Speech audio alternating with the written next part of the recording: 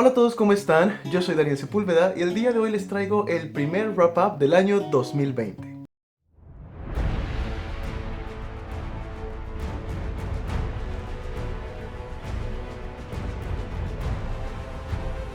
Este año me he propuesto no atrasarme tanto con los wrap-ups como había hecho el año pasado, así que por eso les estoy trayendo los wrap-ups más temprano. Estamos aún en febrero cuando estoy grabando este video y espero sacarlo en febrero, así que vamos a seguir a tiempo con este tema y comenzamos entonces con el mes de enero, en el cual leí 3 libros y una novela gráfica. Y el primer libro que leí se llama El último deseo de Andrzej Sapkowski, que viene siendo el primer libro de la saga de The Witcher. Yo con The Witcher había tenido un problemita en el pasado. Si ustedes me siguen desde hace como unos 3 años ya sabrán más o menos cuál fue el cuento, pero como sé que hay muchas personas nuevas en este canal, pues les voy a comentar. Yo había descubierto The Witcher hace como unos 4 años en mi primer viaje a Nueva York y había visto en una librería literalmente solo el lomo, en donde aquí arriba decía número 1. No había visto este libro, era otro libro que se llama La sangre de los elfos, que de hecho es este de aquí. Yo había visto el lomo, decía La sangre de los elfos, lo saqué, vi la portada que me había gustado muchísimo en esa época. Y aparte había visto que en el lomo decía que era el libro número 1 de The Witcher. Les mostraría el libro, pero lo tengo en Colombia, así que por ahora me toca darles el ejemplo con este.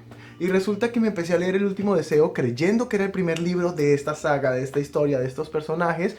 Y desde las primeras páginas se notaba que no era el comienzo de la historia. Al principio yo creía que era simplemente yo haciéndome ilusiones o yo pensando teorías conspirativas de no, este libro no es el primero, bla bla bla. Así que me lo terminé de leer. El libro no me gustó para nada, no lo disfruté porque me sentí súper perdido todo el tiempo.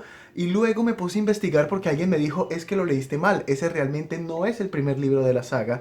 Entonces me puse a investigar y me di cuenta que realmente el primer libro de la saga era El último deseo. Y sí estoy un poquito enojado con Norbit porque realmente tuve una primera muy mala experiencia con la saga por culpa de esa desorganización y de esa falta de guía de lectura para esta saga.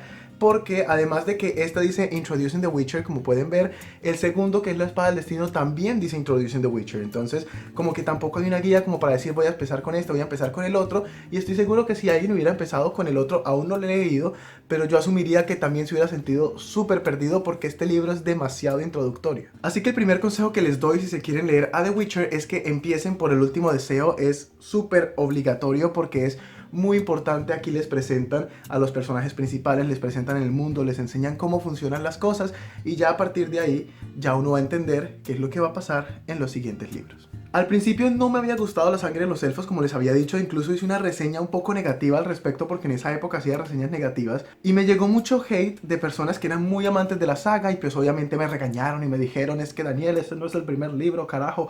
Entonces de ahí aprendí y dije, ok, le voy a dar otra oportunidad a la saga, me voy a leer el primer libro, el real, el verdadero, El último deseo. Y amigos, me ha gustado muchísimo. Y como ya estoy hablando mucho del último deseo, simplemente les voy a decir que en este libro vamos a tener varias historias cortas en donde nos van a presentar a los personajes, al mundo, cómo funciona la magia, cómo funcionan los monstruos.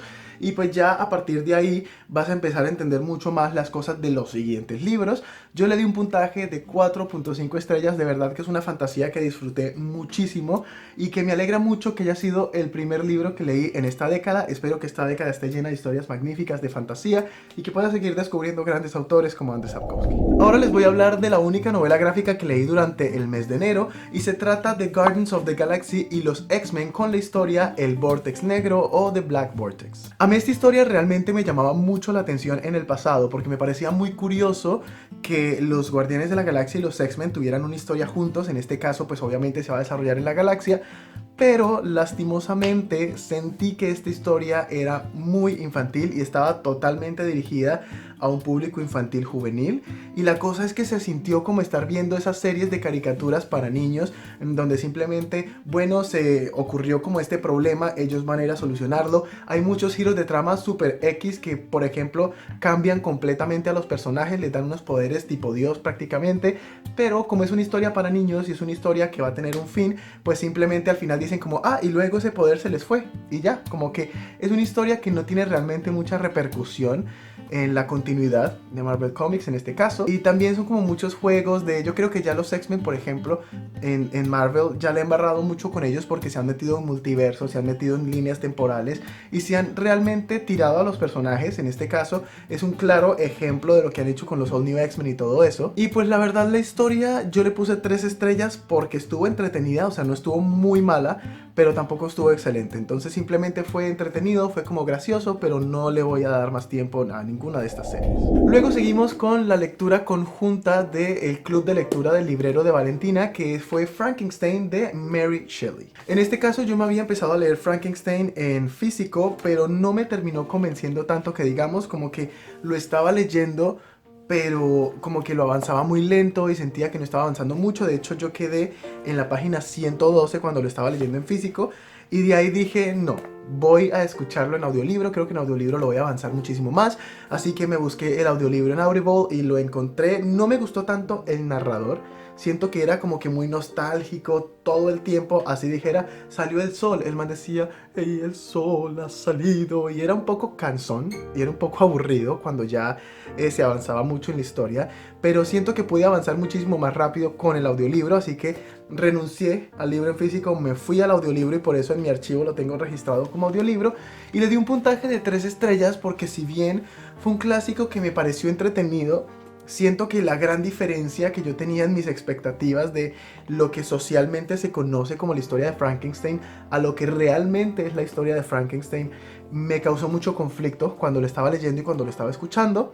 Sin embargo, me pareció una historia muy chévere que analiza muchas cosas de la percepción de cómo Frankenstein empieza a ver a su alrededor y a entender su alrededor y escuchar y oler y sentir hambre, sentir miedo, sentir pesar, sentir frío, sentir calor. Como que fue una experiencia muy chévere poder leer como todo ese proceso mental de Frankenstein al despertar y bueno, la historia en general.